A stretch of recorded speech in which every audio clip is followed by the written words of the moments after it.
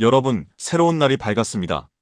집안의 적막함이 때로는 무겁게 느껴져 텔레비전을 크게 틀어놓기도 하고 괜히 누군가에게 전화를 걸어볼까 망설이다가도 이내 핸드폰을 내려놓으신 적은 없으신가요?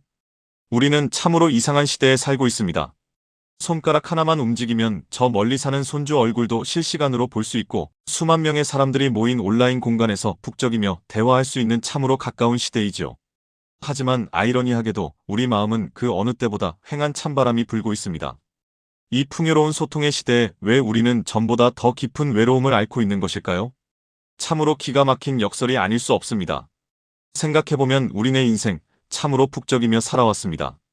젊은 시절엔 자식들 입에 맛있는 건 넣어주려 제 몸 고달픈 줄 모르고 뛰었고 나이 들어서는 그 자식들 혹여라도 짐 될까 노심초사하며 살아왔죠. 우리는 평생을 누군가의 부모로, 누군가의 남편과 아내로, 혹은 묵묵히 일하는 일꾼으로만 불려왔습니다. 그런데 그 북적이는 사람 틈바구니에서 정작 나라는 사람과는 단 한 번도 오붓하게 마주 앉아 차 한 잔 나누어 본 적이 없습니다. 남들의 박수 소리에는 귀를 쫑긋 세우면서도 정작 내 영혼이 텅 비어가며 내는 비명소리는 못 들은 척하며 살아온 것이 우리의 슬픈 자화상입니다.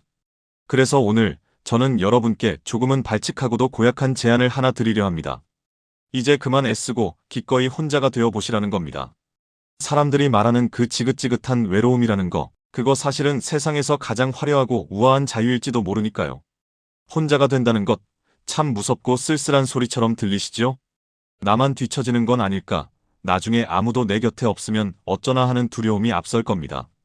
하지만 여러분, 우리가 그토록 매달렸던 그 수많은 인맥과 정이라는 끈들이 사실은 우리를 옥죄는 창살 없는 감옥이었다는 생각은 안 해보셨나요?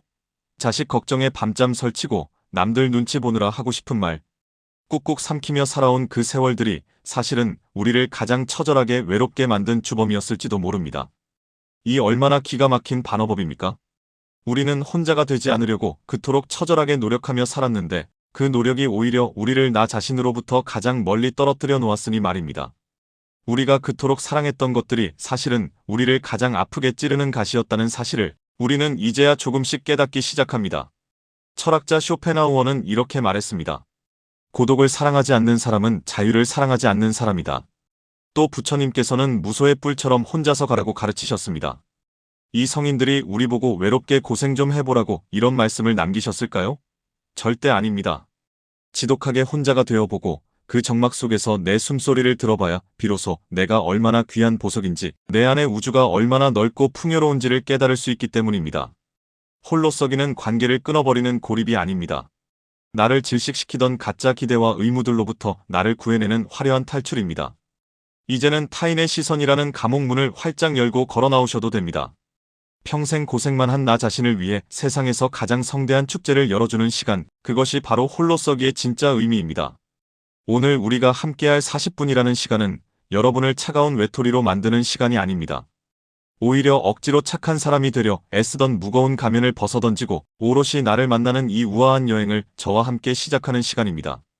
인생이라는 소풍길, 이제는 남의 속도에 맞추지 말고 내 걸음걸이대로 천천히 걸어보십시오. 비어있기에 비로소 채울 수 있고 혼자이기에 비로소 온전해지는 이 경이로운 역설의 세계가 여러분을 기다리고 있습니다. 자, 이제 무거운 마음의 짐은 잠시 내려놓으세요. 인생이라는 소풍길에서 가장 편안한 신발로 갈아 신고 오롯이 나를 만나는 이 우아한 여행을 저와 함께 시작해 보시겠습니까? 이 여정이 끝날 즈음 여러분은 더 이상 타인의 뒷모습을 보며 불안해하지 않는 오롯이 홀로 서서 미소 짓는 한 마리의 당당한 사자를 만나게 되실 겁니다. 오늘 이 이야기가 당신의 지친 마음을 어루만져주게 된다면 구독과 좋아요로 저와 따뜻한 마음을 나누어 주세요. 여러분의 작은 참여가 외로운 이들에게 비추는 커다란 등불이 됩니다. 오늘도 당신의 홀로서기를 뜨겁게 응원합니다. 여러분, 참으로 묘한 세상입니다. 요즘은 자다가 눈만 뜨면 세상 천지 소식이 손바닥 안으로 쏟아져 들어옵니다. 건너 건너 아는 집 자식이 어디 맛집에 갔는지, 옛 친구가 어디로 여행을 갔는지 굳이 묻지 않아도 다 알게 되는 세상이죠. 우리는 지금 인류 역사상 가장 촘촘하게 연결된 시대에 살고 있습니다. 마음만 먹으면 외로울 틈이 없을 것만 같은데 실상은 어떠신가요? 오히려 요즘 들어 마음이 더 휑하다고 말씀하시는 어르신들이 참 많습니다. 통계만 봐도 이 역설이 고스란히 드러납니다. 그 어느 때보다 소통 통로가 넘쳐나는데 우울증이라는 마음의 감기는 노년의 삶을 깊게 파고들고 있습니다. 수천 명의 사람과 친구를 맺고 있지만 정작 내가 아플 때 마음 편히 전화를 걸어 나 좀 힘들다고 말할 한 사람이 없는 것이 우리 시대의 서글픈 풍경입니다. 이것이 바로 우리가 마주한 일상의 역설입니다. 우리는 연결될수록 고립되고 소통할수록 침묵하게 됩니다. 화려한 화면 속 타인의 행복을 엿보며 나는 지금 잘 살고 있는 건가 하는 비교의 늪에 빠지기도 하지요. 겉으로는 북적거리는 잔칫집 같은데 정작 내 마음의 방에는 불 꺼진 채 나 홀로 웅크리고 있는 듯한 기분, 여러분도 느껴보신 적이 있지 않으신가요? 사람들은 묻습니다. 사람들 속에 섞여 있는데 왜 나는 더 외로운 걸까요? 철학자 쇼펜하우어는 이 지독한 갈증의 원인을 날카롭게 꿰뚫어 보았습니다. 그는 사교계는 불과 같다고 말했습니다. 현명한 사람은 적당한 거리를 두고 몸을 녹이지만 어리석은 사람은 그 속에 뛰어들어 화상을 입는다는 것이죠. 우리는 온기를 얻고 싶어 타인이라는 불꽃에 너무 가까이 다가갑니다. 남들에게 뒤처지지 않으려고, 소외되지 않으려고 억지로 웃음을 지어 보이고 원치 않는 자리에 머물기도 합니다. 하지만 그럴수록 내 안에 진짜 나는 화상을 입고 상처받습니다. 남들의 시선에 나를 맞추느라 정작 나라는 존재는 그 자리에 없기 때문입니다. 사람들 속에 있어도 외로운 진짜 이유는 그 관계들이 내 영혼의 허기를 채워주는 진실한 만남이 아니라 그저 혼자가 되기 두려워 붙잡고 있는 껍데기 관계이기 때문입니다. 타인의 기준에 나를 끼워 맞추는 순간 우리는 세상에서 가장 소중한 친구인 자기 자신을 잃어버리게 됩니다. 가장 가까운 친구를 잃었으니 수만 명에 둘러싸여 있어도 외로운 것은 당연한 이치 아니겠습니까? 그렇다면 이 지독한 외로움을 우리는 어떻게 받아들여야 할까요? 그저 피해야 할 재앙일까요? 아닙니다. 사실 외로움은 우리 영혼이 보내는 간절한 신호입니다. 이제 밖으로 향했던 눈을 감고 당신 안을 들여다보세요 라고 속삭이는 초대장이죠. 부처님께서는 일찍이 이런 말씀을 남기셨습니다. 홀로 행하고 게으르지 않으며 비난과 칭찬에도 흔들리지 말라. 소리에 놀라지 않는 사자처럼 그물에 걸리지 않는 바람처럼 가라. 이 말씀은 우리에게 세상을 등지라는 뜻이 아닙니다. 타인의 비난이 무서워 굽신거리지 말고 타인의 칭찬에 목매어 우쭐대지 않는 마음의 중심을 잡으라는 뜻입니다. 우리가 그토록 외로워했던 이유는 내 행복의 열쇠를 내가 쥐고 있는 것이 아니라 타인의 손에 쥐어주었기 때문입니다. 남들이 나를 좋게 봐주어야만 행복하고 남들이 나를 불러주어야만 존재 가치를 느낀다면 우리는 평생 외로움의 노예로 살 수밖에 없습니다. 진정한 자유는 홀로 있어도 충만한 상태에서 시작됩니다. 남들이 뭐라 하든 세상이 어떻게 돌아가든 내 마음의 정원을 가꾸는 법을 아는 사람은 고독을 두려워하지 않습니다. 오히려 고독을 즐기게 되죠. 그제야 비로소 타인의 시선이라는 창살이 사라지고 내면의 자유라는 푸른 하늘이 열리게 되는 것입니다. 여러분, 이제 일상의 역설에서 벗어날 시간입니다. 연결되어야 한다는 강박을 내려놓고 잠시 핸드폰을 멀리 치워두십시오. 그리고 오늘 하루 거울 속에 비친 나를 향해 다정한 인사를 건네보세요. 그동안 남들 챙기느라 참 고생 많았다. 이제는 내가 너를 챙겨줄게라고 말입니다. 60대, 70대의 홀로서기는 결코 쓸쓸한 뒷모습이 아닙니다. 그것은 평생 쌓아온 삶의 지혜를 모아 나 자신에게 가장 맛있는 차 한 잔을 대접하는 가장 성숙한 어른의 축제입니다. 남은 인생을 타인에게 의존하며 불안해할 것인가, 아니면 나라는 기둥을 단단히 세워 자유롭게 살 것인가, 그 선택은 오직 여러분의 몫입니다. 자, 이제 첫 번째 발걸음을 떼어보시겠습니까? 텅 빈 방 안의 고요함을 무서워하지 말고 그 고요함 속에 숨겨진 나만의 이야기를 찾아보세요. 내가 무엇을 할 때 진정으로 웃는지, 무엇을 볼 때 가슴이 뛰는지, 그동안 잊고 지냈던 내 안의 어린아이를 다시 만나는 여행, 그것이 바로 우리가 시작할 위대한 홀로서기입니다. 오늘 이 이야기가 당신의 가슴에 작은 울림을 주었다면 구독과 알람 설정으로 저와 함께 이 여정을 이어가주세요. 당신의 고귀한 홀로서기를 제가 끝까지 함께하겠습니다. 이제 다음 장에서는 우리가 왜 그토록 혼자가 되는 것을 두려워했는지, 우리를 평생 올가매었던 의존이라는 감옥의 실체를 파헤쳐보고 그 창살을 부수고 나가는 구체적인 지혜를 나누어 보겠습니다. 여러분, 의존이라는 단어를 가만히 떠올려 보십시오. 어떤 장면이 스쳐 지나가시나요? 아마도 어린아이가 부모의 따스한 손을 꽉 잡고 있는 평화로운 풍경이나 힘든 시절, 누군가에게 기댔던 든든한 어깨를 생각하며 미소 지으실지도 모르겠습니다. 사실 사람과 사람이 서로 돕고 사는 것은 참으로 아름다운 일입니다. 하지만 우리네 삶의 구비구비를 찬찬히 되짚어보면 이 의존이라는 녀석은 때때로 따스한 손길에 탈을 쓴 채 아주 날카롭고 단단한 창살이 되어 우리를 가두고는 합니다. 평생을 남편의 기분에 맞춰 집안 분위기를 살피며 살아오고 자식의 성공이 곧 나의 성취라 믿으며 모든 정성과 기도를 쏟아붓고 주변 지인들에게 뒤처지지 않으려 마음에도 없는 웃음을 지으며 살아온 그 숱한 시간들 말입니다. 우리는 그것을 사랑이라 불렀고 헌신이라 믿었지만 사실 그 이면에는 나 홀로 서는 법을 잊어버린 채 타인의 삶에 내 인생의 조종간을 통째로 맡겨버린 의존의 감옥이 자리하고 있었습니다. 철학자 니체는 이런 서늘한 일침을 남겼습니다. 자기 자신에게 명령하지 못하는 자는 평생 남의 명령을 들어야만 한다. 참으로 가슴을 후벼 파는 조언이죠. 우리가 누군가의 눈치를 살피고 누군가가 던진 무심한 한마디에 하루의 기분이 천국과 지옥을 오르내리는 이유는 무엇일까요? 그것은 내 삶의 주권을 내가 아닌 타인에게 혹은 외부의 평가에 너무 많이 넘겨주었기 때문입니다. 특히 우리 60대와 70대 어르신들께 가장 무섭고도 서글픈 감옥은 바로 자식에 대한 정서적 의존일 것입니다. 자녀가 안부 전화 한 통만 늦게 해도 말할 수 없는 섭섭함이 밀물처럼 밀려오고 그들의 삶에 내가 설 자리가 점점 좁아지는 것 같아 잠 못 이루는 밤들 말입니다. 그것은 자식을 향한 깊은 사랑인 동시에 내 행복의 열쇠를 내가 아닌 자식의 주머니 속에 넣어둔 채 그가 열어주기만을 기다리는 안타까운 의존의 모습이기도 합니다. 내 인생의 기쁨이 오로지 타인의 반응과 보답에 달려있다면 우리는 평생 그들의 마음이 변할까 노심초사하며 살아가는 감정의 노예와 다를 바 없습니다. 쇼펜하우어는 우리가 이토록 타인에게 의존하는 근본적인 이유를 내면의 빈곤 때문이라고 꼬집었습니다. 속이 텅 빈 북일수록 겉으로 더 크게 울리고 싶어 하듯 내면이 풍요롭지 못한 사람일수록 끊임없이 밖으로 눈을 돌려 자신을 증명해줄 누군가를 찾는다는 것이죠. 마치 구걸하듯 타인의 관심과 인정을 갈구하며 조금이라도 혼자가 되면 견딜 수 없는 허무함과 불안에 시달립니다. 하지만 잠시만 멈춰서 생각해 보십시오. 내가 평생을 그토록 의지하며 짚고 다니던 지팡이가 부러지는 순간 우리는 속수무책으로 넘어지고 맙니다. 타인이라는 지팡이는 결코 영원할 수 없습니다.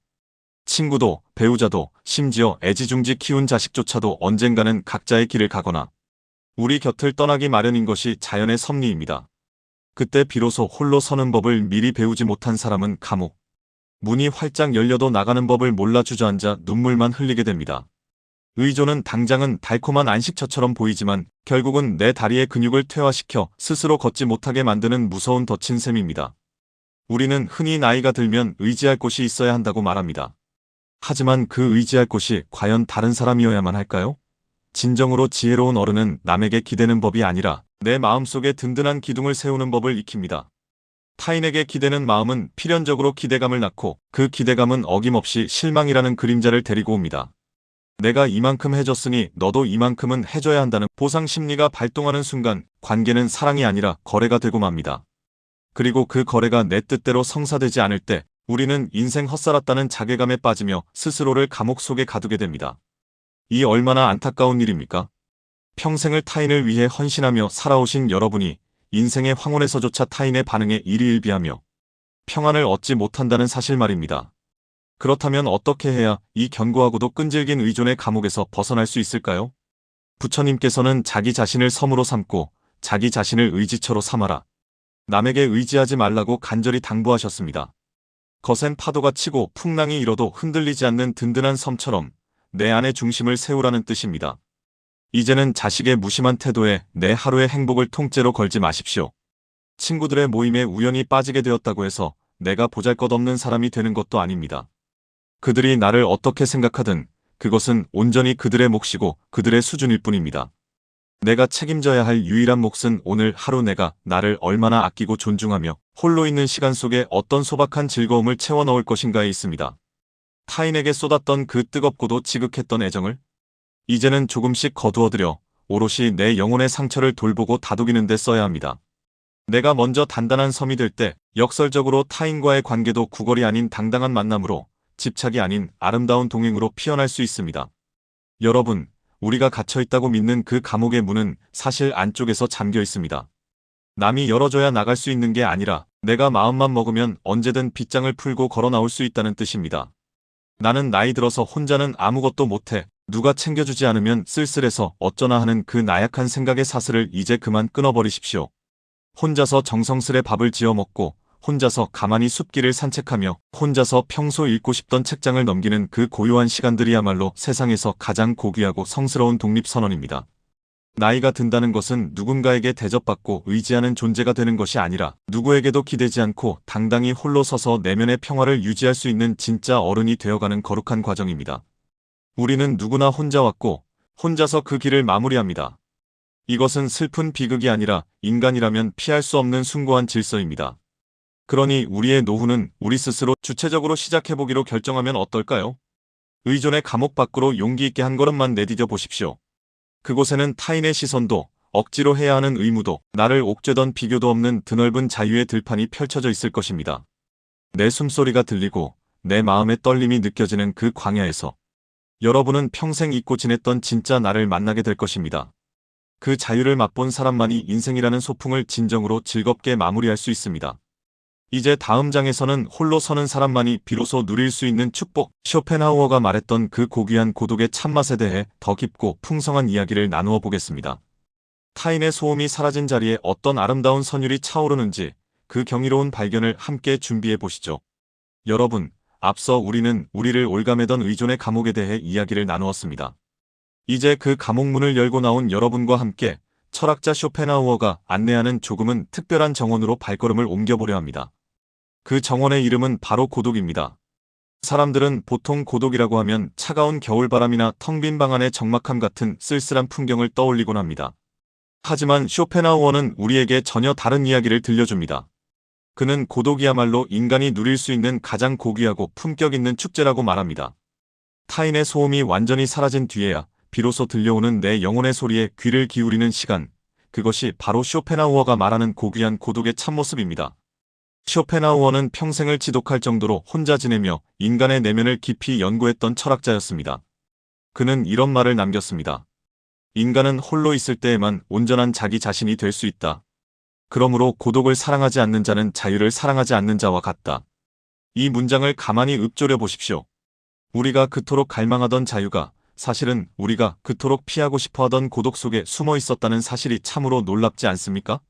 우리는 남들과 어울려 웃고 떠들 때 내가 살아있음을 느낀다고 착각하지만 사실 그때의 우리는 타인의 비위를 맞추고 분위기를 살피느라 나 자신의 절반 이상을 깎아먹고 있는 상태입니다. 오직 혼자 있을 때에만 우리는 누구의 눈치도 보지 않고 누구의 기준에도 맞출 필요 없이 온전한 나로서 숨을 쉴 수 있습니다.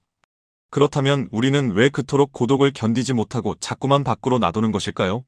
쇼펜하우어는 그 이유를 내면의 공허함에서 찾았습니다. 그는 지적으로 빈곤하고 정신적으로 메마른 사람일수록 끊임없이 외부의 자극과 사교를 갈구한다고 보았습니다.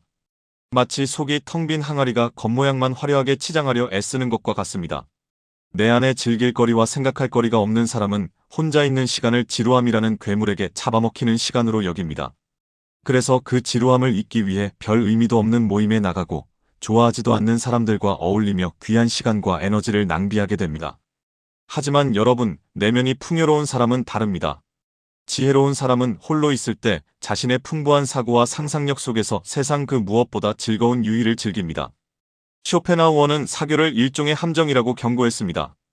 우리는 타인과 어울리며 위로받기를 원하지만 사실 타인을 만난다는 것은 그 사람의 수준에 나를 맞추어야 한다는 뜻이기도 합니다. 내가 아무리 깊고 고귀한 생각을 가진 사람일지라도 수준 낮은 사람들과 어울리려면 나의 수준을 그만큼 낮추어야만 대화가 통하게 됩니다. 결국 무분별한 사교는 나의 고결함을 훼손하고 나를 평범하고 비속한 존재로 하향 평준화시키는 결과를 낳습니다. 그는 말했습니다. 인간은 타인과 관계를 맺을 때 자신의 개성을 희생해야 한다. 따라서 인간은 고독을 선택하거나 그렇지 않으면 저속함을 선택할 수밖에 없다. 이 얼마나 서늘하고도 명확한 선택지입니까? 고귀한 고독을 택해 나를 지킬 것인가 아니면 군중 속에서 나를 잃어버리고 비속해질 것인가 하는 문제입니다. 그렇다고 해서 쇼펜하우어가 세상 사람들과 완전히 담을 쌓고 독불장군처럼 살라고 한 것은 아닙니다. 그는 다만 자발적인 거리 두기를 강조했습니다. 마치 추운 겨울날 고슴도치들이 서로의 온기를 나누기 위해 모여들지만 너무 가까이 다가가면 서로의 가시에 찔려 아픔을 느끼고 다시 적당한 거리로 떨어지는 것과 같습니다. 지혜로운 사람은 타인과 적당한 거리를 유지하며 그들의 가시에 찔리지 않을 만큼만 온기를 나눕니다. 그리고 그 남은 시간에 자신의 내면을 가꾸고 정신적인 자산을 쌓는 데 집중합니다. 이것이 바로 어른의 품격이자 지혜로운 홀로서기의 핵심입니다. 특히 인생의 황혼기에 접어든 우리에게 고독은 더 이상 선택의 문제가 아닙니다. 그것은 자연이 우리에게 선물한 가장 귀한 사색의 계절입니다. 젊은 날의 북적임이 뜨거운 여름날의 태양 같았다면 지금 우리가 맞이한 고독은 잘 익은 열매를 거두는 평온한 가을 저녁과 같습니다. 이제는 밖에서 나를 증명할 필요가 없습니다. 내가 얼마나 유능한지, 얼마나 많은 사람을 알고 있는지 증명하느라 애쓰던 그 피로한 삶을 이제는 내려놓아도 됩니다. 대신 내 안의 서재를 정리하고 잊고 지냈던 꿈을 꺼내보고 창가에 비치는 햇살만으로도 충분히 행복해지는 법을 배워야 합니다. 쇼펜하우어는 정신적으로 풍요로운 사람은 고독 속에서 가장 큰 만족을 얻는다고 했습니다. 그 만족은 타인이 주는 칭찬과는 비교할 수 없을 만큼 깊고 단단한 행복입니다. 여러분, 혼자 있는 시간을 두려워하지 마십시오. 그 시간은 버려진 시간이 아니라 당신이라는 보석을 닦는 시간입니다. 타인의 목소리가 잦아든 자리에 비로소 당신의 진심이 피어납니다. 내가 무엇을 진정으로 사랑하는지, 내가 어떤 삶을 살고 싶었는지 그 답은 오직 고독의 정원 안에서만 찾을 수 있습니다. 혼자서 차를 마시고 혼자서 구름을 바라보고 혼자서 가만히 지난 날을 추억하는 그 행위는 결코 외로운 몸부림이 아닙니다. 그것은 세상에서 가장 고귀한 영혼이 자신에게 바치는 최고의 예우입니다. 고독을 친구로 삼을 수 있는 사람은 세상 그 무엇도 두렵지 않습니다. 타인이 나를 떠날까봐 전전긍긍하지 않고 세상의 평판에 흔들리지 않는 평온한 바다 같은 마음을 갖게 되기 때문입니다. 이제 고독이라는 이름의 이 우아한 초대를 기쁘게 받아들여 보십시오. 혼자라는 사실이 부끄럽거나 쓸쓸한 것이 아니라 내가 그만큼 성숙하고 깊은 사람이 되었다는 증거임을 잊지 마십시오.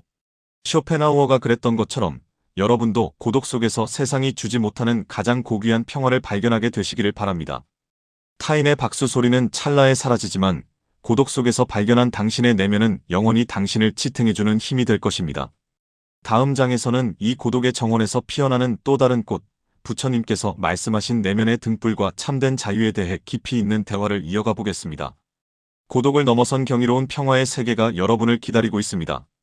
여러분, 이제 우리는 쇼펜하우어의 정원을 지나 조금 더 깊고 고요한 곳으로 발걸음을 옮겨봅니다. 앞서 고독이 나를 지키는 품격 있는 선택이었다면 이제는 그 고독 속에서 어떻게 내 마음의 길을 잃지 않고 평화에 닿을 수 있을지 그 구체적인 지도를 펼쳐보려 합니다. 바로 인류의 위대한 스승, 부처님께서 남기신 지혜입니다. 부처님께서는 우리에게 참으로 명확하고도 따뜻한 한마디를 남기셨습니다. 자기 자신을 등불로 삼고 자기 자신을 의지처로 삼으라. 이 말씀은 우리가 홀로 서기를 할 때 가장 든든하게 붙잡아야 할 지팡이와도 같습니다. 우리는 평생 밖에서 빛을 찾아 헤매며 살아왔습니다. 자식이 나를 비춰주는 빛이라 믿었고 내가 쌓아온 명예나 재산이 내 노후를 밝혀줄 등불이라 굳게 믿었지요. 하지만 여러분, 밖에서 빌려온 빛은 바람이 불면 꺼지기 마련이고 그 빛을 든 손이 떠나가면 우리는 곧장 어둠 속에 내던져집니다. 자식이 바빠서 연락이 뜸해지면 마음의 불이 꺼지고 건강이 예전 같지 않으면 인생 전체가 어두워 보이는 이유가 바로 여기에 있습니다. 내 마음의 등불을 내가 아닌 바깥 세상에 두었기 때문입니다. 부처님께서는 그 꺼지기 쉬운 바깥의 등불을 내려놓고 이제는 당신의 내면 깊숙한 곳에 결코 꺼지지 않는 스스로의 등불을 켜라고 말씀하십니다. 이 홀로서기의 등불을 켜기 위해 가장 먼저 필요한 것은 무소의 뿔처럼 혼자서 가는 용기입니다. 부처님께서는 말씀하셨습니다. 소리에 놀라지 않는 사자처럼, 그물에 걸리지 않는 바람처럼, 지늘게 더럽혀지지 않는 연꽃처럼, 무소의 뿔처럼 혼자서 가라. 이 문장을 가만히 읊조려 보세요. 소리에 놀라지 않는다는 것은 세상의 평판이나 남들의 수군거림에 내 마음이 흔들리지 않는다는 뜻입니다. 그물에 걸리지 않는 바람이라는 것은 타인의 기대나 사회적인 의무라는 촘촘한 그물 속에서도 자유롭게 내 영혼의 길을 가라는 뜻이지요. 우리는 그동안 너무 많은 소리에 놀랐고 너무 많은 그물에 걸려 허우적거렸습니다. 이제는 그 모든 속박에서 벗어나 오직 나라는 존재의 본질을 향해 뚜벅뚜벅 걸어갈 때입니다. 그렇다면 내면의 등불은 어떻게 켤 수 있을까요? 그것은 거창한 수행이 아니라 지금 이 순간에 온전히 머무는 연습에서 시작됩니다. 부처님께서는 우리가 겪는 고통의 대부분이 이미 지나가 버린 과거에 대한 후회와 아직 오지도 않은 미래에 대한 불안에서 온다고 하셨습니다. 홀로 있을 때 우리는 자꾸만 과거에 서운했던 기억을 끄집어내어 스스로를 괴롭히거나 앞으로 다가올 노후와 죽음에 대한 걱정으로 마음을 어지럽힙니다. 하지만 등불을 켠 사람은 지금 내가 마시는 찻잔의 온기에 집중하고 지금 내 폐부로 들어오는 신선한 공기의 결을 느낍니다. 숨을 들이마시고 있다는 것을 알고 숨을 내쉬고 있다는 것을 아는 것만으로도 마음의 요동은 잦아들고 고요한 빛이 차오르기 시작합니다. 많은 분이 혼자 있으면 잡생각이 많아져서 힘들다고 하십니다. 하지만 부처님께서는 그 잡생각조차도 나라는 구름이 만들어낸 잠시 머물다 가는 그림자일 뿐이라고 하셨습니다. 구름이 가린다고 해서 하늘이 사라지는 것이 아니듯 걱정과 외로움이라는 구름 뒤에는 언제나 청명하고 고요한 참된 나라는 하늘이 버티고 있습니다. 혼자 있는 시간은 그 구름이 걷히기를 가만히 기다려주는 시간입니다. 억지로 구름을 쫓아내려 애쓰지 마세요. 그저 지금 내 마음에 외로움이라는 구름이 지나가는구나 하고 가만히 지켜만 보십시오. 그렇게 한 걸음 떨어져 내 마음을 바라보기 시작할 때 여러분은 비로소 감정의 노예가 아닌 감정의 주인이 됩니다. 그것이 바로 부처님이 말씀하신 내면의 자유입니다. 홀로 선다는 것은 세상과 담을 쌓는 것이 아니라 세상에 휩쓸리지 않는 단단한 뿌리를 내리는 일입니다. 뿌리가 깊은 나무는 바람이 불어도 잎사귀만 흔들릴 뿐 나무 자체가 뽑히지는 않습니다. 내면의 등불을 켠 사람은 타인이 곁에 있으면 있는 대로 그 온기를 즐기고 타인이 곁을 떠나면 떠난 대로 고요한 정막을 즐깁니다. 옆에 누가 있어야만 비로소 행복한 조건부 행복에서 벗어나 살아있는 존재 그 자체만으로도 환희를 느끼는 절대적 행복으로 나아가는 것이지요. 이것이 바로 인생의 황혼에서 우리가 도달해야 할 가장 아름다운 종착역입니다. 여러분, 이제 밖을 향해 구걸하던 손을 거두어 당신의 가슴 위에 가만히 얹어 보십시오. 그곳에 이미 찬란한 등불이 준비되어 있습니다. 남들이 켜주는 촛불은 금방 사그라지지만 당신이 스스로 켠 등불은 인생이란 소풍의 마지막 문턱 앞에서도 당신의 길을 환히 비춰줄 것입니다. 외로움이 밀려올 때마다 무소의 뿔처럼 혼자서 가라는 그 단단한 말씀을 주문처럼 외워보세요. 당신은 누군가의 배경이 아니라 당신 인생의 유일한 주인공입니다. 홀로 있을 때 당신은 비로소 가장 위대하고 가장 완전하며 가장 자유롭습니다. 이제 이 내면의 등불을 들고 우리는 다음 여정으로 나아갑니다. 이제 단단한 마음의 등불을 받쳐줄 현실적인 기둥들, 즉 우리의 건강과 재정, 그리고 시간을 어떻게 관리하며 홀로서기를 완성해 갈지 그 실제적인 지혜를 나누어 보겠습니다. 마음의 평화는 튼튼한 삶의 토대 위에서 더욱 찬란하게 빛나는 법이니까요. 지금까지 우리는 쇼펜하우어와 부처님의 지혜를 통해 마음의 중심을 잡는 법에 대해 이야기를 나눴습니다. 고독을 품격 있게 받아들이고 내면의 등불을 켜는 일 참으로 숭고하고 아름다운 일이죠. 하지만 우리가 발을 딛고 사는 이 현실은 그리 녹록지만은 않습니다. 아무리 마음이 평온하려 해도 몸이 아프면 서러움이 밀려오고 주머니 사정이 여의치 않으면 홀로 서고 싶어도 자꾸만 주변의 눈치를 보게 되는 것이 우리네 솔직한 형편입니다. 그래서 이제 홀로서기라는 지붕을 튼튼하게 떠받쳐줄 세 가지 현실적인 기둥에 대해 이야기를 나누어 보려 합니다. 바로 건강, 재정, 그리고 시간이라는 기둥입니다. 우리가 흔히 지혜롭게 나이 든다는 것에 대해 이야기할 때 많은 분이 공통적으로 하시는 말씀이 있습니다. 경제적인 독립 없이는 홀로서기도 결국 말뿐이다. 몸이 아프면 고독은 축제가 아니라 형벌이 된다라고 말이지요. 참으로 뼈아픈 통찰입니다. 홀로서기는 결코 구름 위를 걷는 추상적인 신선 노름이 아닙니다. 오히려 땅을 단단히 다지는 현실적인 일부터 시작되어야 합니다. 철학적 깨달음이 내 영혼을 살찌우는 양식이라면 건강과 재정은 그 영혼이 머무는 집을 지키는 든든한 울타리와 같습니다. 울타리가 허술하면 밖에서 불어오는 작은 바람에도 집안의 등불은 금방 흔들릴 수밖에 없기 때문입니다. 첫 번째 기둥은 나를 책임지는 건강입니다. 홀로 서는 사람에게 건강은 단순히 오래 사는 생존의 문제가 아니라 내 존엄을 끝까지 지켜내는 마지막 보루입니다. 내가 내 몸을 마음대로 움직일 수 있을 때 비로소 우리는 진정한 자유를 누립니다. 누군가의 도움 없이는 기본적인 일상조차 지탱하기 힘든 상황이 오면 우리의 마음은 아무리 단단하려 해도 속수무책으로 의존의 늪에 빠져들기 쉽습니다. 그래서 홀로 서는 지혜로운 이는 오늘부터 내 몸을 내 인생의 가장 귀한 손님처럼 정성껏 대접하기 시작합니다. 거창한 운동이 아니어도 좋습니다. 매일 일정한 시간에 걷고 나를 위해 정갈한 식사를 준비하는 그 소박한 행위 자체가 나를 사랑하고 홀로서기를 준비하는 가장 거룩한 의식입니다. 내 건강을 자식이나 병원에만 무작정 맡기지 마십시오. 내 몸의 주인으로서 책임을 다할 때 우리는 비로소 타인에게 짐이 되지 않는 당당하고 향기로운 어른으로 남을 수 있습니다. 두 번째 기둥은 정직한 재정의 독립입니다. 돈이 인생의 전부는 아니다라는 말은 참 우아하게 들리지만 돈이 없어도 홀로 설 수 있다는 말은 때로 너무나 가혹한 현실이 되기도 합니다. 노년의 홀로서기에서 적정 수준의 경제력은 타인에게 고개를 숙이지 않을 권리를 의미합니다. 자식에게 용돈을 바라며 전화를 기다리는 마음이나 친구들 사이에서 지갑 열기가 두려워 슬그머니 뒤로 물러나는 마음은 우리를 다시 의존의 감옥으로 끌어들입니다. 엄청난 부자가 되어야 한다는 뜻이 아닙니다. 내 형편에 맞게 규모 있게 생활하며 누구에게도 아쉬운 소리 하지 않을 정도의 단단한 경제적 울타리를 치는 것이 중요합니다. 재정적 독립은 곧 선택의 자유를 뜻합니다. 내가 가고 싶은 곳에 가고 사고 싶은 책을 사고 누군가에게 대접하고 싶을 때 기꺼이 대접할 수 있는 그 작은 여유가 우리의 홀로서기를 더욱 우아하고 기품 있게 만들어줍니다. 세 번째 기둥은 시간의 주인이 되는 법입니다. 홀로 선 이들이 가장 힘들어하는 복병 중 하나가 바로 감당하기 힘들 만큼 넘쳐나는 시간입니다. 할 일이 없어 무료함에 빠지면 우리 마음은 어김없이 과거의 후회나 미래의 불안으로 도망을 칩니다. 하지만 지혜로운 사람은 이 시간을 버려진 시간이 아닌 나를 조각하는 시간으로 전환합니다. 언어관리, 취미생활, 새로운 무언가를 향한 배움, 이 모든 것은 시간이라는 원석을 깎아보석으로 만드는 과정입니다. 남들이 시키는 일이 아니라 평생 내가 진정으로 하고 싶었던 일을 찾아 하루의 일과를 스스로 설계해 보십시오. 몇 시에 일어나고 어느 시간에 명상을 하며 어느 시간에 산책할지를 스스로 결정하는 삶. 그 일상의 질서가 단단히 잡힐 때 우리는 비로소 타인에게 기대지 않는 독립적인 인간으로서의 풍모를 갖추게 됩니다. 여러분, 이 세 가지 기둥을 세우는 일은 결코 이기적인 욕심이 아닙니다. 오히려 내가 건강하고 내 앞가림을 스스로 해내며 내 시간을 즐겁게 보내는 것이야말로 주변 사람들에게 줄 수 있는 가장 큰 사랑이자 배려입니다. 내가 단단하게 홀로 서 있을 때 자녀들도 마음 편히 자신의 삶을 개척할 수 있고 친구들도 여러분과의 만남을 의무가 아닌 진정한 즐거움으로 느낄 것입니다.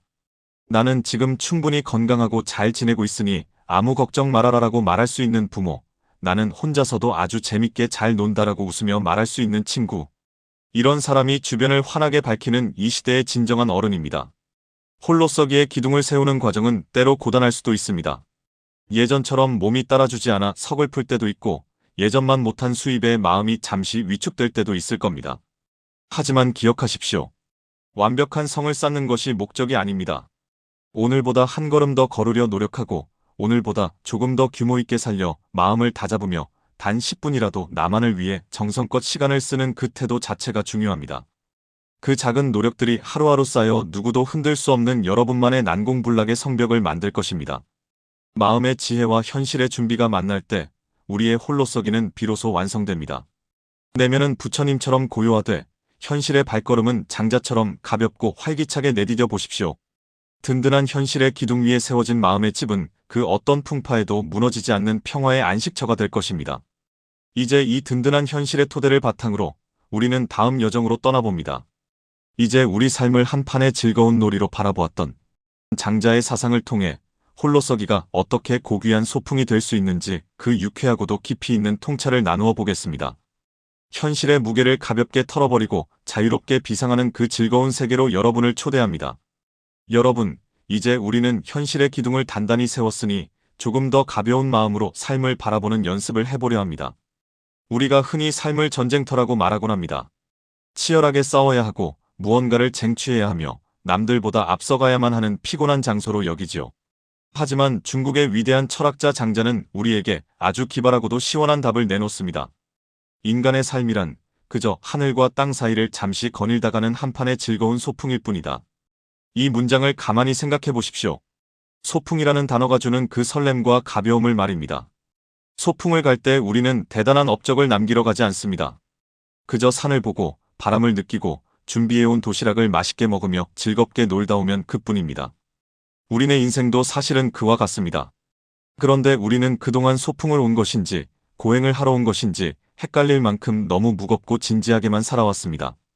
남들에게 뒤처질까봐 전전긍긍하고 자식 걱정에 밤잠을 설치며 가지지 못한 것에 매달려 정작 내 앞에 펼쳐진 아름다운 풍경은 보지도 못한 채 소풍 시간을 다 보내버린 것이지요. 홀로서기의 진정한 완성은 바로 이 가벼움에 있습니다. 홀로 선다는 것이 무거운 짐을 나 홀로 짊어지는 고독한 투쟁이 아니라 내 어깨를 짓누르던 타인의 시선과 사회적 기대를 훌훌 털어버리고 나비처럼 자유롭게 날아오르는 놀이가 되어야 한다는 뜻입니다. 장자는 이것을 소요이라고 불렀습니다. 어딘가에 얽매이지 않고 유유자적하게 노닌다는 뜻이죠. 여러분, 이제는 그만 무거워지셔도 됩니다. 평생을 해야만 하는 일들에 매여 사셨다면 이제 남은 시간은 오로지 하고 싶은 일들을 하며 즐겁게 놀다 가야 하지 않겠습니까? 어떤 분들은 말씀하십니다. 인생이 고생이지 어떻게 소풍이 될 수 있느냐고 말입니다. 물론 우리 삶에는 아픔도 있고 상실도 있습니다. 하지만 장자는 말합니다. 삶과 죽음, 어둠과 이름은 그저 사계절이 바뀌는 것과 같다.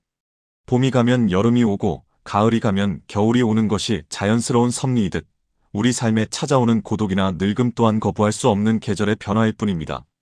그 변화를 억지로 막으려 하니 고통이 생기는 것입니다. 겨울이 오면 두꺼운 옷을 꺼내 입고 따뜻한 아랫목을 즐기면 되듯이 홀로 있는 시간이 찾아오면 그 고요함이라는 계절을 즐기면 그만입니다. 그것이 바로 장자가 가르쳐준 물 흐르듯 사는 삶의 지혜입니다. 홀로서기를 소풍처럼 즐기는 비결 중 하나는 쓸모없음의 쓸모를 아는 것입니다. 장자의 우화 중에 이런 이야기가 있습니다. 아주 크고 뒤틀린 나무가 있었는데 목수들은 제목으로 쓸모가 없다며 거들떠보지도 않았습니다. 하지만 그 덕분에 그 나무는 도끼에 찍히지 않고 오래도록 살아남아 수많은 나그네에게 넓은 그늘을 내어주는 쉼터가 되었지요. 우리는 평생 쓸모있는 사람이 되기 위해 애써왔습니다. 돈을 벌어야 하고 자식을 건사해야 하고 사회에서 인정받아야 했죠. 하지만 이제 그 쓸모라는 강박에서 벗어나 보십시오. 남들에게 아무 쓸모가 없으면 좀 어떻습니까? 오히려 그 덕분에 우리는 누구의 간섭도 받지 않고 온전한 자유를 누릴 수 있습니다. 세상의 잣대로 보면 혼자 노는 노인이 쓸모없어 보일지 몰라도 장자의 눈으로 보면 그는 세상에서 가장 크고 자유로운 그늘을 가진 나무와 같습니다. 진정으로 홀로 설 줄 아는 사람은 혼자 노는 법을 아는 사람입니다. 여러분은 혼자 있을 때 무엇을 하며 시간을 보내시나요? 누군가는 정성껏 꽃을 가꾸고 누군가는 서툰 솜씨로 그림을 그리며 누군가는 가만히 앉아 예드막을 감상합니다. 남들이 보기엔 대단한 일이 아닐지 몰라도 그 순간만큼은 내가 세상의 중심이 되어 우주와 소통하는 시간입니다. 인생 잘 놀다 갑니다 라고 말할 수 있는 사람이야말로 홀로서기에 성공한 최고의 승리자입니다. 타인에게 박수받기 위해 춤추는 인생이 아니라 내 안의 즐거움에 겨워 스스로 춤추는 인생. 그것이 장자가 우리에게 보여주고 싶었던 홀로서기의 최종 단계입니다. 삶을 소풍으로 여기기 시작하면 외로움의 성질이 바뀝니다. 외로움은 나를 갉아먹는 적이 아니라 소풍길에 만나는 고요한 숲길 같은 존재가 됩니다. 타인이 없어서 허전한 것이 아니라 타인이 없기에 비로소 만끽할 수 있는 평화가 보이기 시작합니다. 자식의 무심함에 서운해할 시간에 길가에 핀 이름 모를 들꽃의 예쁨에 감탄하고 친구의 빈자리에 쓸쓸해할 시간에 오늘 저녁 노을의 장엄함을 찬양하는 삶. 그런 삶 속에는 더 이상 누군가에게 구걸하는 비굴한 의존은 자리 잡을 곳이 없습니다. 인생이라는 소풍은 이제 막 후반전의 절정을 지나고 있습니다. 지금까지 남의 소풍을 도와주느라 정작 내 도시락도 못 까먹고 사셨다면 이제는 당당히 자리를 펴고 앉으십시오. 그리고 오직 당신만을 위한 축제를 시작하십시오. 홀로 있다는 것은 소풍의 끝이 아니라 가장 방해받지 않고 소풍을 즐길 수 있는 최고의 조건입니다. 장자의 나비처럼 가볍게 그리고 자유롭게 이 세상을 유람하다 가십시오. 이제 우리는 이 즐거운 소풍의 마음을 안고 마지막 결론을 향해 나아갑니다. 지금껏 나눴던 지혜들을 우리 일상 속에서 어떻게 습관으로 만들 수 있을지 홀로서기의 실천 전략에 대해 구체적으로 정리해 보겠습니다. 머리로 아는 지혜가 내 삶의 근육이 되는 과정을 함께 만들어 보시죠. 여러분, 이제 우리는 먼 길을 돌아와 가장 중요한 지점에 도착했습니다. 쇼펜하우어의 냉철한 자각, 부처님의 고요한 등불, 그리고 장자의 유쾌한 소풍까지. 이 위대한 지혜들이 우리 머릿속에 담겼습니다. 하지만 아무리 좋은 명약이라도 선반 위에만 올려두면 병을 고칠 수 없듯이 철학 또한 내 삶의 구체적인 습관으로 스며들지 않으면 그저 듣기 좋은 이야기로 끝나고 맙니다. 그래서 오늘은 우리 일상에서 당장 시작할 수 있는 홀로서기의 실천 전략에 대해 나누어 보려 합니다. 머리로 아는 지혜가 내 삶의 단단한 근육이 되는 실질적인 연습들입니다. 홀로서기의 첫 번째 연습은 바로 관계의 다이어트입니다. 우리는 평생 사람을 잃을까봐 두려워하며 살았습니다. 하지만 이제는 나를 잃는 것을 더 두려워해야 합니다. 내 마음을 갉아먹는 관계, 만나고 돌아오면 기운이 빠지는 모임, 의무감으로 유지해온 인맥들을 이제는 과감히 정리할 용기가 필요합니다. 쇼펜하우어가 말했듯 저속한 사교에 나를 던져 화상을 입기보다 고귀한 고독 속에서 나를 지키는 편이 훨씬 이롭습니다. 핸드폰에 저장된 수많은 번호 중에서 정말로 내 마음을 나눌 수 있는 몇 명만 남겨두어도 좋습니다. 관계의 양보다 질에 집중할 때 우리의 에너지는 밖으로 새나가지 않고 내면을 채우는 동력이 됩니다. 두 번째 연습은 나만을 위한 거룩한 의식을 만드는 것입니다. 홀로서기에 서툰 분들은 혼자 있는 시간을 그저 때우는 시간으로 생각합니다. 대충 밥을 물에 말아 먹거나 하루 종일 텔레비전만 틀어놓는 시기죠. 하지만 이제부터는 혼자 있는 그 시간을 가장 귀한 손님을 대접하는 시간으로 바꾸어 보십시오. 혼자 먹는 밥상이라도 예쁜 그릇에 정갈하게 담아 나 자신에게 대접하고 나만을 위한 꽃 한 송이를 식탁 위에 올려두는 겁니다. 내가 나를 귀하게 대접할 때 세상도 나를 함부로 대하지 못합니다. 매일 아침 창문을 열고 나 자신에게 오늘 하루도 잘 놀아보자라고 건네는 다정한 인사가 당신의 자존감을 세우는 가장 강력한 주문이 될 것입니다. 세 번째는 혼자 노는 기술을 익히는 것입니다. 많은 분이 혼자 있으면 무엇을 해야 할지 모르겠다고 하십니다. 하지만 여러분, 어린 시절을 떠올려 보십시오. 모래장난 하나만으로도 해가 지는 줄 몰랐던 그때의 동심 말입니다. 이제는 생산적인 일, 돈이 되는 일이 아니어도 좋습니다. 서툰 솜씨로 글씨를 써보기도 하고 이름 모를 풀꽃의 이름을 찾아보기도 하며 젊은 시절 가보고 싶었던 골목길을 혼자 천천히 걸어보는 겁니다. 남들의 평가가 없는 오직 나만의 즐거움을 찾는 연습, 이것이 홀로서기를 축제로 만드는 핵심입니다. 내가 내 시간의 주인이 되어 무언가에 몰입할 때 외로움은 창조적인 고독으로 탈바꿈하게 됩니다. 네 번째 연습은 언어의 관리입니다. 홀로 서는 사람은 말을 아낍니다. 타인에게 내 사정을 구구절절 설명하며 이해받으려 애쓰지 않습니다. 이해받으려는 욕구가 강할수록 우리는 타인에게 의존하게 되고 상대방의 반응에 따라 일희일비하게 됩니다. 부처님께서 말씀하신 무소의 뿔처럼 당당해지려면 내 안의 폭풍을 타인에게 쏟아내기보다 가만히 지켜보며 스스로 다독이는 침묵의 시간이 필요합니다. 남에 대한 험담이나 내 처지에 대한 하소연을 멈추고 그 자리에 감사와 긍정의 언어를 채워 넣으십시오. 내 입에서 나가는 말이 내 운명의 길을 만듭니다. 고요한 침묵 속에서 나 자신과 나누는 대화가 깊어질수록 여러분의 홀로서기는 더욱 단단해질 것입니다. 마지막으로 결핍과 친해지는 연습을 하십시오. 나이가 들면 몸도 예전 같지 않고 주머니 사정도 예전만 못할 수 있습니다. 하지만 장자가 가르쳐준 대로 그 쓸모없음 속에서 진정한 쓸모를 찾아보십시오. 부족하면 부족한 대로, 비어있으면 비어있는 대로 그 여백을 즐기는 법을 배워야 합니다. 무언가를 더 채워야만 행복해지는 것이 아니라 덜어내도 충분히 평온할 수 있다는 사실을 깨닫는 과정이 바로 노년의 성숙입니다. 가진 것이 적을수록 지켜야 할 것도 적어지고 지켜야 할 것이 적을수록 우리의 영혼은 더 가볍게 비상할 수 있습니다. 여러분, 이 연습들은 하루아침에 완성되지 않습니다. 때로는 다시 누군가에게 기대고 싶어 마음이 흔들릴 때도 있을 것이고 문득 찾아오는 적막함에 눈시울이 붉어지는 날도 있을 겁니다. 하지만 괜찮습니다. 그 흔들림조차 홀로 서기 위한 과정일 뿐입니다. 넘어지면 다시 일어나 내 안에 등불을 켜고 또 한 걸음 내디디면 그뿐입니다. 홀로 서기는 목적지에 도달하는 것이 아니라 매일매일 나 자신과 사이좋게 지내기로 마음먹는 그 과정 자체이기 때문입니다. 여러분, 이제 긴 여정의 끝에서 우리는 가장 소중한 결론에 다다랐습니다. 쇼펜하우어의 고독, 부처님의 등불, 장자의 소풍, 그리고 우리가 다져온 일상의 실천들. 이 모든 지혜가 향하는 최종 목적지는 결국 하나입니다. 바로 나 자신과 세상에서 가장 친한 친구가 되는 일입니다. 평생 남을 위해 사느라 정작 뒷전이었던 나에게 손을 내밀어 남은 생을 함께 걸어갈 가장 든든한 동반자로 삼는 것이죠. 우리는 평생 누군가에게 이해받고 사랑받기 위해 참으로 애쓰며 살아왔습니다. 하지만 이제는 그 사랑을 나 자신에게 온전히 돌려줄 시간입니다. 홀로 서는 삶은 결코 외롭거나 쓸쓸한 퇴장이 아닙니다. 오히려 타인의 시선이라는 무거운 짐을 내려놓고 비로소 내가 내 인생의 주인공이 되어 나를 지극히 아껴주는 우정의 완성입니다. 내가 나를 온전히 이해하고 다독일 수 있을 때 우리는 세상 그 무엇에도 흔들리지 않는 깊은 평화를 맛보게 됩니다. 인생의 황혼에서 우리가 누릴 수 있는 가장 큰 사치는 거창한 것이 아닙니다. 창가에 비치는 따스한 햇살 아래서 차 한 잔의 여유를 즐기는 것, 이른 아침 산책길에서 만나는 맑은 공기에 감사하는 것, 그리고 거울 속의 나를 향해 오늘도 참 고맙다고 다정하게 말해주는 것. 이런 소소하고 평화로운 순간들이 모여 우리 인생의 가장 아름다운 풍경을 만듭니다. 이제는 큰 성취나 화려한 박수 소리에 매달리지 마십시오.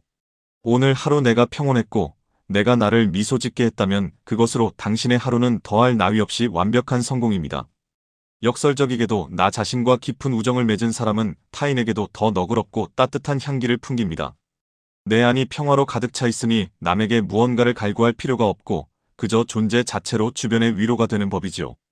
홀로 서 있지만 결코 고립되지 않은 삶, 단단하면서도 부드러운 그 어른의 품격이 여러분의 남은 생을 찬란하게 비춰줄 것입니다. 비어있기에 모든 것을 품을 수 있고 혼자이기에 온 우주를 내 것처럼 누릴 수 있는 이 경이로운 자유를 마음껏 만끽하십시오. 여러분, 당신은 지금까지 충분히 잘 살아오셨습니다. 수많은 풍파를 견뎌내고 이 자리에 서 있는 당신의 존재 자체가 이미 하나의 위대한 기적입니다. 이제는 걱정보다 설렘으로, 불안보다 평온함으로 내일의 해를 맞이하십시오. 당신 안의 위대한 영혼이 늘 당신 곁을 지키며 응원하고 있습니다. 그 영혼과 손을 잡고 인생이라는 길을 끝까지 우아하고 즐겁게 논일다 가시길 진심으로 기원합니다. 오늘 50분이라는 긴 시간 동안 저와 함께 홀로서기의 지혜를 나누어 주셔서 감사합니다. 여러분의 인생 황혼이 외로움이 아닌 내면의 자유와 평화로 가득 찬 따뜻한 소풍이 되기를 소망합니다. 여러분은 혼자가 아닙니다. 당신 곁에는 당신이라는 가장 멋진 친구가 늘 함께하고 있습니다. 오늘 이야기가 당신의 지친 마음을 어루만지는 따뜻한 등불이 되었다면 구독과 좋아요로 우리 모두의 홀로서기를 응원해주세요. 여러분의 작은 참여는 외로운 누군가에게 삶의 용기를 전하는 귀한 선물이 됩니다. 긴 시간 시청해주셔서 감사합니다. 사랑합니다.